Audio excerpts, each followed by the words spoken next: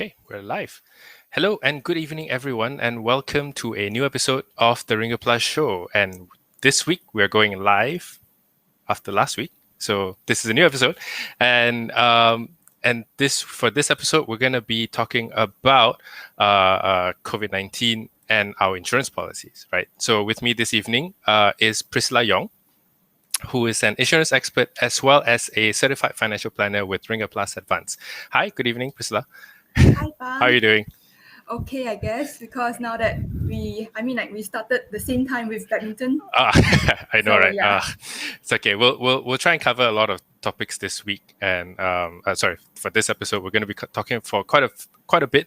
I know you have a presentation just to talk about our insurance policies, so I will not try and take too much of your time, but let's just go through some introduction, right? Okay. I think it goes without saying that COVID-19 in Malaysia has been pretty worrying in the last few months, and as of a few days ago, we're talking about a statistic that 1 out of every 32 Malaysians has been diagnosed with COVID-19, right? And that's a crazy statistic. And everywhere we go these days, there's always this worry that, we, what kind of preventive measures that we can take, what to do in when it comes to vaccinations and stuff. But I'm sure there's also a lot of questions that are not yet answered. And some of us may have a lot of questions regarding like COVID-19 and our insurance policies, right? Like this is what we're talking about this week. A lot of people are going to have some questions. For example, can I claim with my medical card, for example, if for COVID-19 treatment? What kind of policies will be in effect if, for example, if if I was diagnosed and I recover from it? All these kind of questions I think we will be asking, and some of you actually have even passed us your questions on Slido. Thank you very much for all those questions, and they're honestly genuinely very interesting questions. And if you want more questions, if you do have your own questions, share them over. We have just shared a link on Facebook and YouTube as well. Share your questions, and Priscilla will try her best to answer them. We've got some questions along, and we'll answer them at the end of the I think in the next 5-10 minutes. So Priscilla, I think I'm just going to pass the stage to you. You can just go ahead and start your presentation. Okay, thank you, Pan. So the main purpose of us here having this Facebook Live is to know that does your insurance plan actually covers you if you are diagnosed with COVID-19. We all know that currently the COVID-19 cases, it's getting rampant. Okay, it's getting everyone to be worried, and one of the concerns that would be natural for everyone to have is that does your insurance plan actually covers you if you are diagnosed with COVID-19? So for this presentation, we'll talk specifically on your insurance medical card and also your life insurance policy. Okay, so we'll talk about the medical card first, then only talk about life insurance policy. So currently the situation in Malaysia is that if one is diagnosed and need to be hospitalized, they will be sent to the government hospital. But because of the capacity of the government is actually overwhelmed right now. Okay, because you will be able to see some viral videos showing that there are not enough beds, and officers are actually asking for saying that it's overwhelmed and they are really retired. So because of this, some people will actually request to go to private hospital instead. So which means that the patient will have to fork out the treatment cost themselves. Okay, so now let's look at the estimated treatment cost of COVID-19. Okay, so this is a snapshot taken from a private hospital, and the treatment cost varies based on the severity of the patient. So category 1 means it's no symptom, category 2 with mild symptoms, and category 3 which is it requires hospital observation and treatment, while category 4 is pneumonia and needs some oxygen assistance and require ICU care for an average about 14 days, and category 5 is the most critical of them all, and it needs respiratory care and require ICU care for an average of 21 days. As you can see here, the average bill, it ranges from 10,000 to 200,000 ringgit, and this is only the estimated cost in one of the private hospital. So let's say your medical card do covers COVID-19, but still you will still need to put down a huge sum of deposit, okay? And most likely, guarantee letter will not be issued, might not be issued like how it's normally like for other illnesses. As guarantee letter is a facility, okay, we got to understand that guarantee letter is not guaranteed, but rather is a facility for to allow the policy holder to have a smooth admission to the hospital. So for COVID-19, it could be a pay first and reimburse later basis, okay? So which means a huge sum of money will be needed to pay the bill first, and you can only claim it later. But this might be different from each insurer. So at this point of time, you must be wondering if your insurance medical card can be used or not for COVID-19 treatment in private hospital, correct? So let's find out in the next slide. To actually know if your medical card can be used or not for COVID-19 treatment in private hospital, you will have to refer to the policy contract. Okay, we will have to dive into the policy contract, the exclusion clause. Okay, exclusion generally means events that are not covered under the insurance contract. So if under your exclusion, okay, there's a wording that says communicable disease requiring quarantine by law, then your medical card can't be used to cover COVID-19 treatment, okay? This is because COVID-19 is considered as a communicable disease that requires to be quarantined by law, okay? However, there are some insurance companies that do cover it under the medical card because they do not have such policy wording under the policy contract, such as AIA and Etika. So in that case, the hospitalization fee for COVID-19 will be covered under their medical card, and it's based on the limit that the policyholder purchased.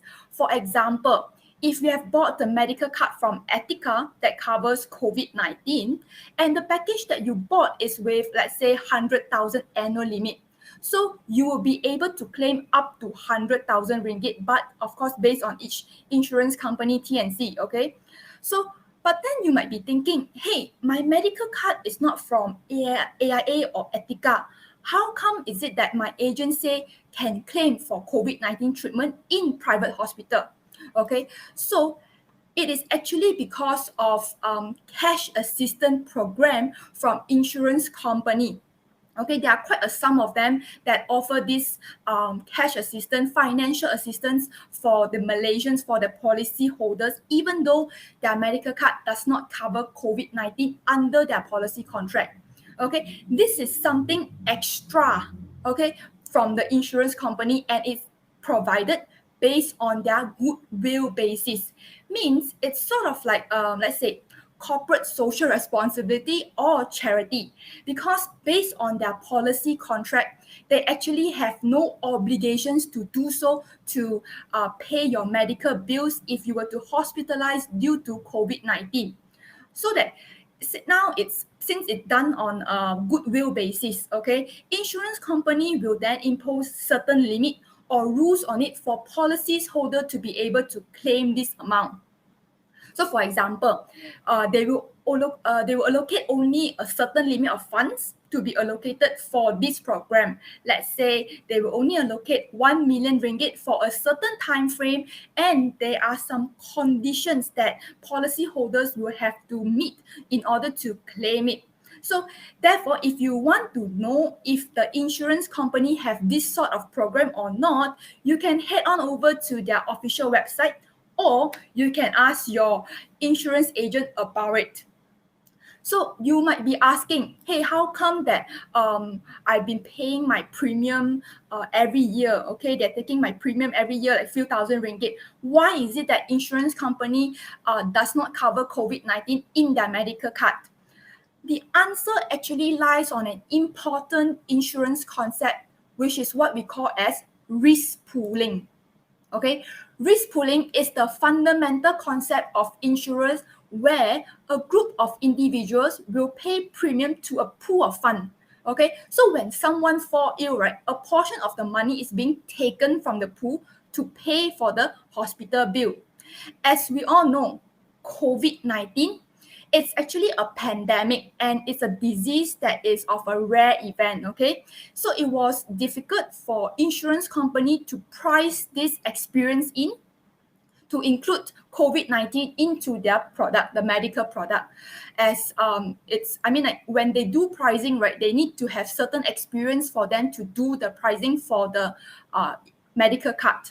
So besides that, since it's also a pandemic, right, means to say it will affect a lot of people, and therefore the risk exposure is high, and this will affect the risk pooling concept that are being used by the insurance company. Let's give you an example. So if the covered event is of high severity and will affect a huge sum of people from this pool, let's say instead of 1 out of 10, it is now 5 out of 10 that will be diagnosed with COVID-19 and need to be hospitalized. That means to say, right, the payout will be very high and frequent until this pandemic is over. So when the payout is frequent and high and to a big portion of the people from this pool will eventually run out of money and will need additional top up from the policy holder. So this is the reason why some insurance company does not cover communicable disease that requires to be quarantined by law, or what we are experiencing now, COVID-19.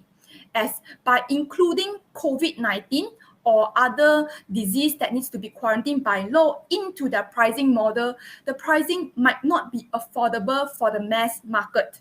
Okay, so now we talked about medical card already. So that one is for hospitalization or bill for private hospitalization. Now let's talk about your life insurance. Your life insurance generally means if death were to happen, okay, a certain payout will be paid to your next of kin.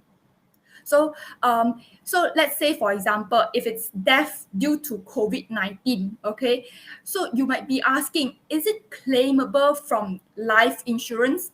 In order for us to know this answer, okay, we will have to also look at the exclusion list. So why do I always keep saying exclusion list? Because insurance is actually a policy contract. So it's an agreement. So it's a legally binding, which is why we always go after the policy contract and to read what is covered and what is not. So we will have to look at the exclusion list again.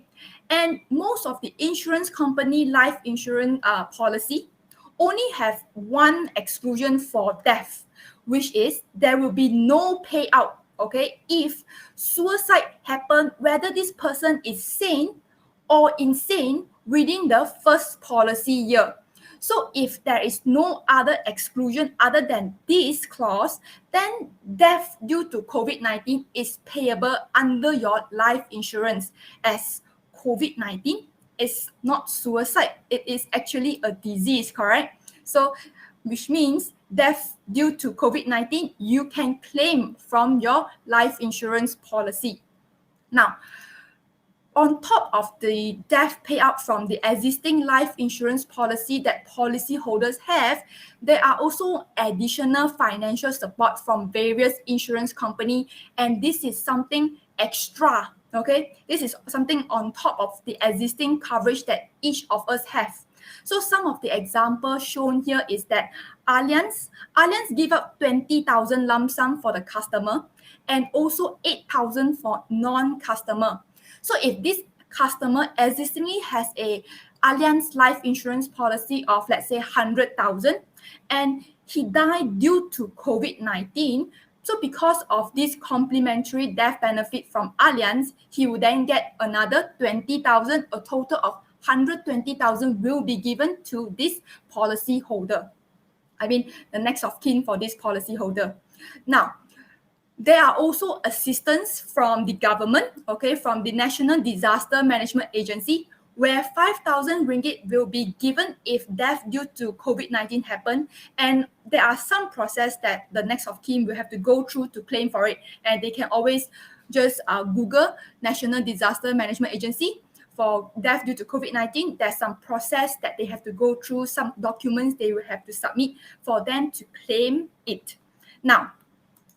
Now that we have talked about private hospitalization due to COVID-19 and also death due to COVID-19, let's talk about the COVID-19 vaccine. Okay, there are some concerns regarding if COVID-19 vaccine side effect, is it covered under medical card or life insurance policy? Because it is like now vaccination rate is running at about 400,000 daily. Okay, it's being administered 400,000 daily.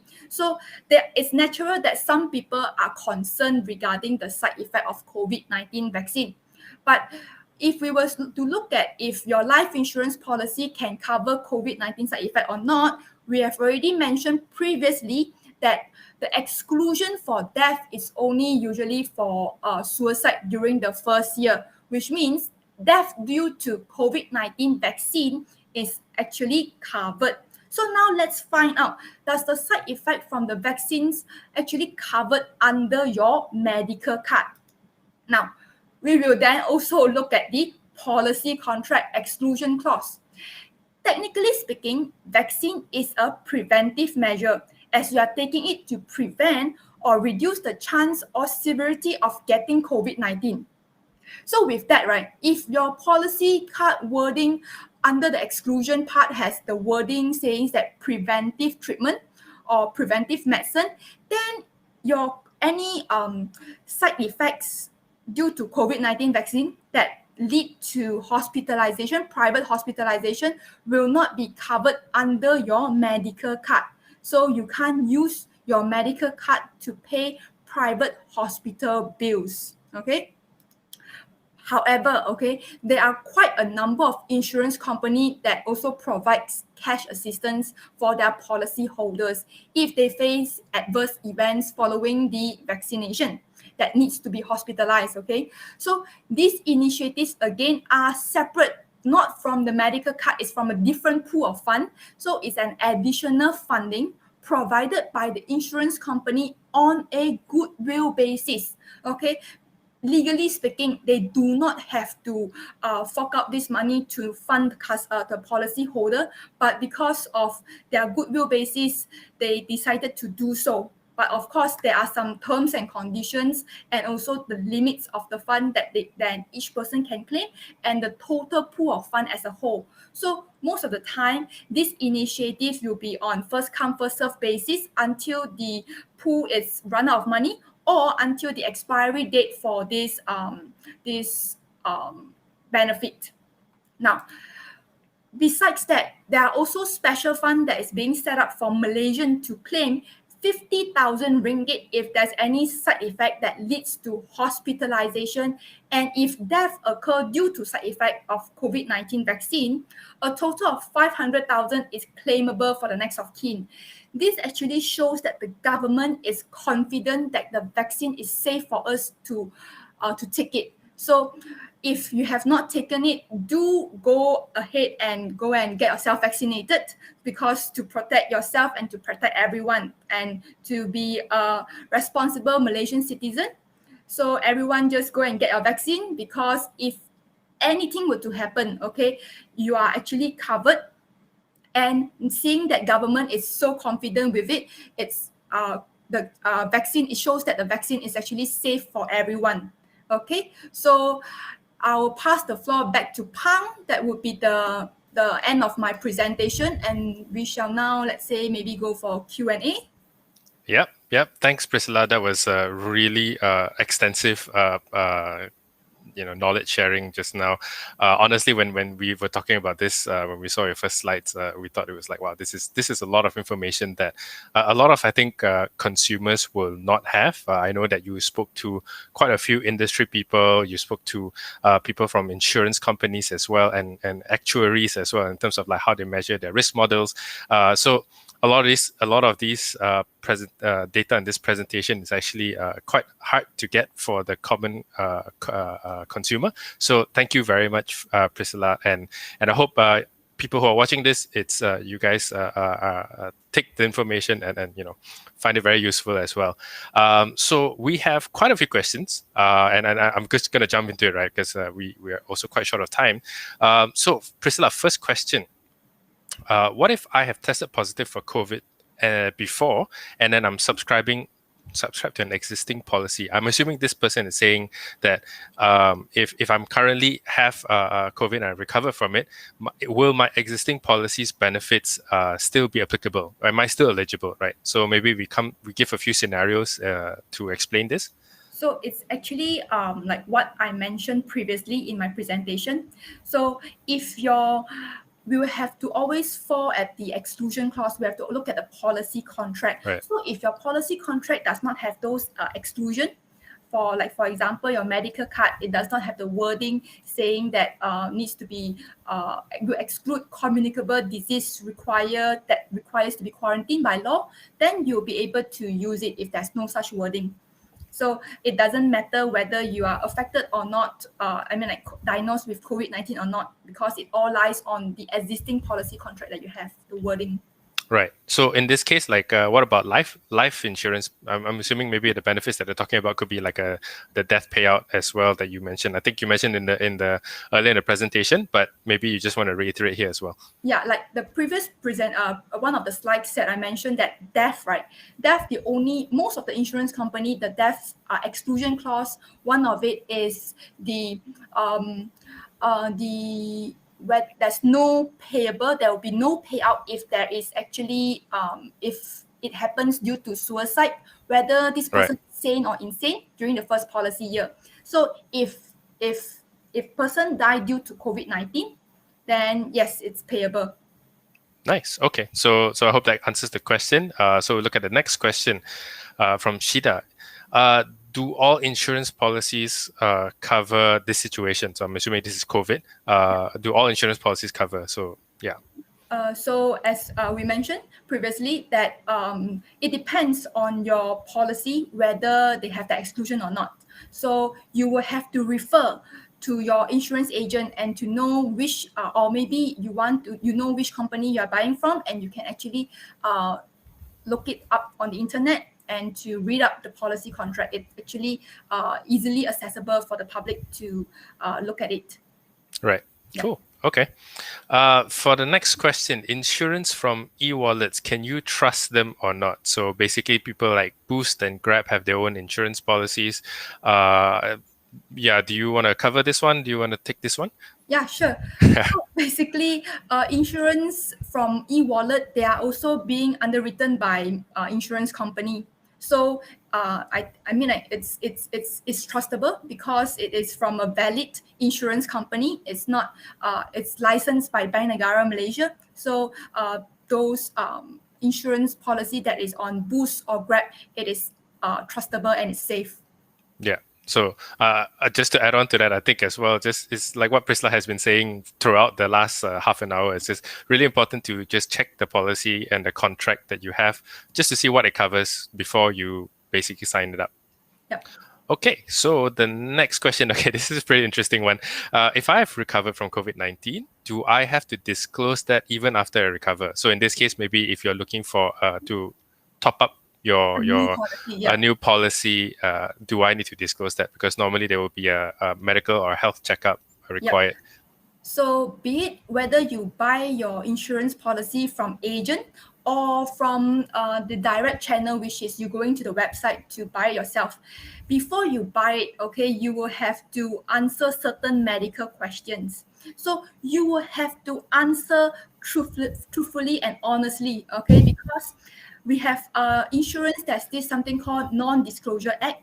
So if insurance company found that you did not disclose your condition, okay, and they have the legal rights to not give you the claim, to not give up the payout.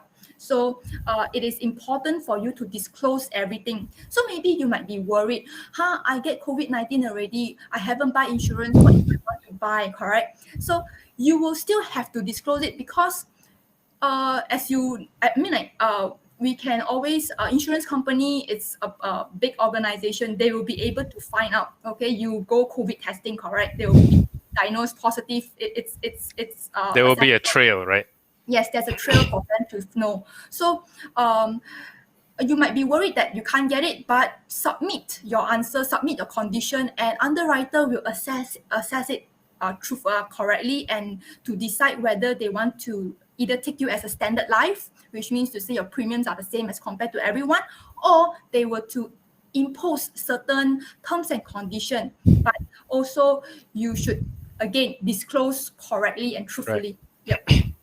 Because I think just to add on as well, like there are news reports that have shown people who have been denied their claims and benefits due to non-disclosure Yep. issues, right? So, Yep. so I think the moral of the story here is that just be truthful, be honest. You don't want it to be down the line 10, 20, 30 years down the line only to find out that you can't Yep. claim Claim, for yeah. any of your benefits, right? Cool. Let's go for the next question. Are these additional COVID specific coverage and benefits actually something new, or just marketing gimmicks that of benefits that we are already entitled to? So, legally speaking, based on the policy contract, this extra coverage or these benefits are not entitled. It's not something new, and it's not something that policyholders are entitled to. So, this is insurance company. They create a special fund, additional fund, just to give out back to the policyholders. Yep. Nice. So most of the I think you shared in the previous slides, right? There are most of the insurance companies that most of these insurers already have and have created existing new funds to cover for specific conditions and benefits, Yep. right? So this is on most of the time you're not going to see this in your existing policies, and they are out of I think I would say a goodwill gesture from the insurers, correct? Yep. Yep. And there's always a limit, like for example, only R1 million. So it's important to claim as fast as possible if you were to in that Yeah, situation. I think there was one mention, right, that one of the insurers actually have a COVID testing kit like Yep. claims, right, and that's already run out, and then the pool was actually quite big. It was like R1 million, I think, Yep. if I'm not wrong, and it's already run out. So in these cases, I think it's just important to check on your insurance companies, maybe their websites or their social media pages, just to see whatever and additional benefits that you may have. Okay, cool. Let's Yep. go for the next question. Does my insurance cover medical costs related to long-term COVID symptoms, i.e., long COVID? So this, I think, is quite interesting because there are a lot of. Sometimes you will see this in the news as well, where people who have recovered from COVID but still demonstrate or display some form of symptoms that are associated with COVID months after they have recovered. So in this case, does our insurance policies cover? So this question is more like relating to the long-term side effects that will take maybe even hit you years later. As we can refer from our previous slide, which we mentioned just now that there will be no payout payable for your medical card if there is any let's say if whether this is related to whether directly related or indirectly related due to the COVID-19, which is the communicable disease due to communicable disease that requires to be quarantined by law. Okay, so Right. means to say, right, if your medical card, the contract have that wording, then long-term COVID side effects will not be covered as well under your medical card. Right. So in this case, if the doctor diagnosed this Yep. as a COVID-related side effect or issue or impact from COVID, it is not Yes. claimable, It will basically. have to depend on the doctor's diagnosis report whether is it he will have to diagnose it saying that is it because of this person he got COVID few years ago then got this side effect, or it's not related to COVID. So it depends on how the Right. doctor diagnose it. Right. That's something to keep in mind down the line, right? Yep. Okay, cool. So let's see. There are some products like AIA and on Boost for COVID vaccination side effects. Are these good to buy? Okay. Okay, like for example, I think, I mean, if you want to get on extra protection, then yeah, it's pretty good. But on top of that, they actually do have some cash assistance. So if of course insurance, right? Everything we see, we want to buy, but it's better on whether we can afford it or not.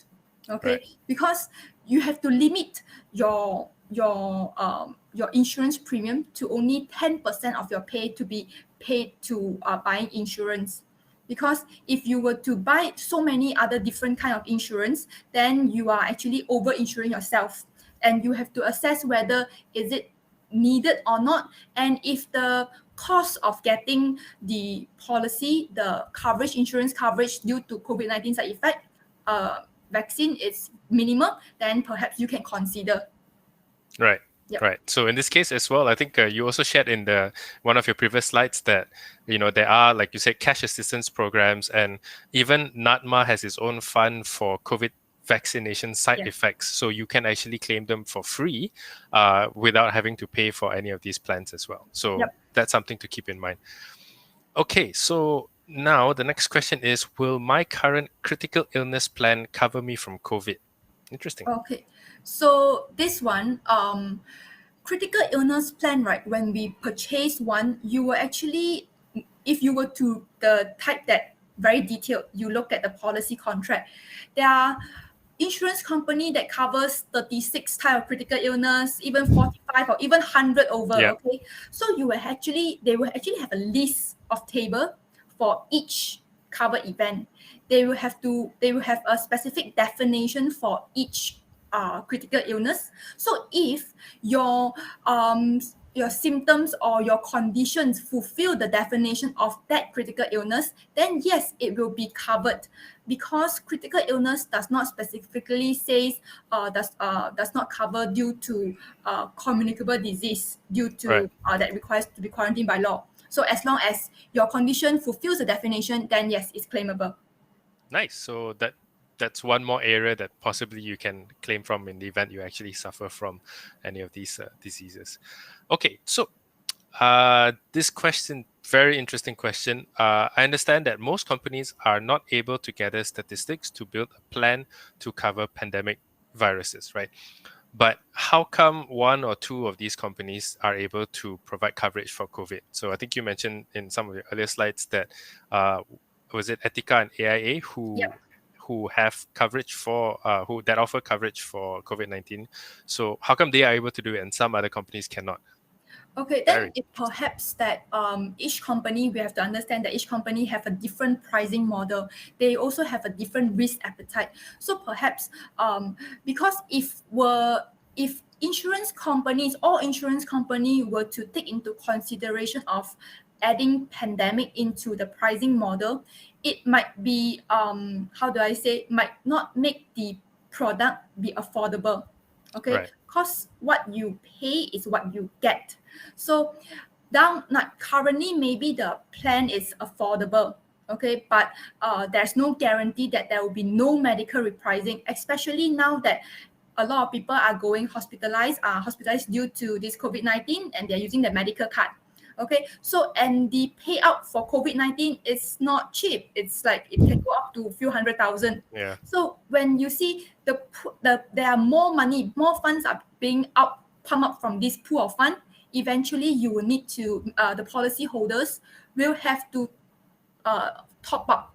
So insurance company might ask for medical repricing Right. based And in on this their case, pool. I think we've been seeing that as well, right? In Yeah. recent years, there are many medical insurance policies that are giving notices of repricing and increase in premiums. Like you said, I think mainly it's because of the cost of treatment and hospitalization. And even more so now, if these companies are offering covering for COVID-19 treatment, it sounds like, eventually that you may not pay for it now, but you may have to pay for it at Later a later down the date. road. Yeah. Right. Cool. I think the next question is also quite Similar. similar. Oh no, not this one. Oh yeah, this one. Yeah. What is your opinion that for companies that are able to cover COVID-19, will this be sustainable? So perfectly lining up whatever that we just said just now. Yep. And do you think that other insurers will try to follow and provide coverage for COVID-19? I believe that insurance company most of them want to target the mass market. So if they were to price in this pandemic into the pricing model, it might cause the product to be not affordable or expensive, and not everyone can buy the afford to get this medical card, Right. and it can only target a niche market. So I'm not too sure whether if insurance company will consider it or not, because pandemic is of a rare event, as we all mentioned, and we all know. Right. So, and then in that sense as well, like you mentioned, the risk of pooling, the concept of risk pooling, right? Yep. And if more and more people they have to provide that payout, and eventually that fund's going to be depleted, and you will eventually have to pay, and in terms of like repricing and premiums, down the line. So if you want it to be sustainable, yeah, but you might have to pay more for your premiums, and it will be too expensive for, like what you said, the mass market. So Yep. yeah, most likely it may not be a thing. Yeah. Okay, so this one's not pandemic related. From Mike, what age should I get my first insurance policy? Okay. So uh first age to get insurance policy, if we do not take into consideration of the capability of paying insurance, paying premium, then I would say the moment we are born, we should get insured. Because nowadays, as kids, young age, they are getting a lot of disease. It's not like last time in our era that our parents don't even buy medical card. I don't even have a medical card when I was young, because I get it when I started working. But Yeah. now that there are so many cases, you see that kids falling say they're going hospitalized. So I think if parents can afford, then they can always get it as young as possible. Right. And there are policies like specially designed for infants and also for children, young children, that only pays them out at when they start schooling or at the end of their high school or something like that, right? There are quite a few policies that I've come across. They will, I mean, like the coverage will start as soon as they buy it, like say minimum like 30 days, or even heard of 15 days, or some when it's still In in the womb. prenatal stage. Yeah. Yeah. Okay, so but the child death benefit will have a child lien, means to say maybe above 5 years or below 5 years old, if death were to occur, then the death benefit might be lower, because we Right. want to prevent parents to cause moral hazard. Okay, that's a nice way to put it. Okay, so we should talk more about like insurance policies in general in future episodes. Yep. But I think we're short of time, so we're just gonna go with the last question that we have here. What are the three top things to consider when buying insurance? Well, you will have to look at the whether you need it or not, because not everyone actually need life insurance. Okay, because like for example, a single person, there's no dependent, then there is no point of this person getting a life insurance. All right, that's true. Okay, so you will have to look at the purpose of getting it, and also the cost of paying for it. Okay, so you have to always limit to not over insure and to not over commit. There are certain people that I know that they over commit in insurance. They are paying almost 30-40% of their pay into Oh, insurance. So so I mean, when I look at it, I'll be like, huh, you pay so much, you go for endowment, you go for retirement and savings and everything. So there are things that you need to consider, and also to consider the benefits. Okay, all in all, we have to look at the benefits, whether it fits to fit our preference or not. Yep. right. Cool. That's a nice way to end our Q&A session. But yes, coming back to our topic for today and this evening, which is COVID-19 and your insurance policies. Thanks so much, Priscilla. I think a lot of the audience also appreciated the sharing that you've just done just now. And honestly, like a lot of these things come down to what your existing policy contract says. Um, you should really take a look at the policy contract. I know it's really long. I have one, and it's it's really thick, right? So, Yep. and sometimes it just takes a lot of effort to go through them. But in this case, as you can see, it's a huge difference, right? When the sum at stake is in the hundreds of thousands, you should really take a look at your existing policy contract. And honestly, not everyone is also going to be looking at their contract, right? So that's why you have your existing insurance agents, for example, that they can be able to. I mean, honestly, you are paying the premiums, and part of it goes to them in commissions, right? So it doesn't hurt to actually speak to them and just get some clarifications. They will be the best point of contact. If not, honestly, there's also people like financial planners like Priscilla who are experts in the field and will be able to give you better informed advice and based on your specific needs and requirements. Obviously, in that sense, like they are a professional and they are licensed and they have your best interest at hand. So if you want to know more, Priscilla is also a certified financial planner with Ringgit Plus Advance. So take a look. You should really take a look at our financial planning services and just find out more at Ringgit Plus Advance, right? So that's pretty much it, I think, for this episode, right, Priscilla? I'll definitely be talking to you a lot more about insurance policies. We've already seen from these questions, there are quite a number of questions that are not really related to today's topic, but we will definitely look into going through other topics as well. In the meantime, like you guys can check out the Ringgit Plus blog as well. We do cover quite a lot of insurance related topics. And I think that's about it, right? Like Yep. maybe some parting words, Priscilla? Um, that will be all from me, and hopefully that everyone stays safe.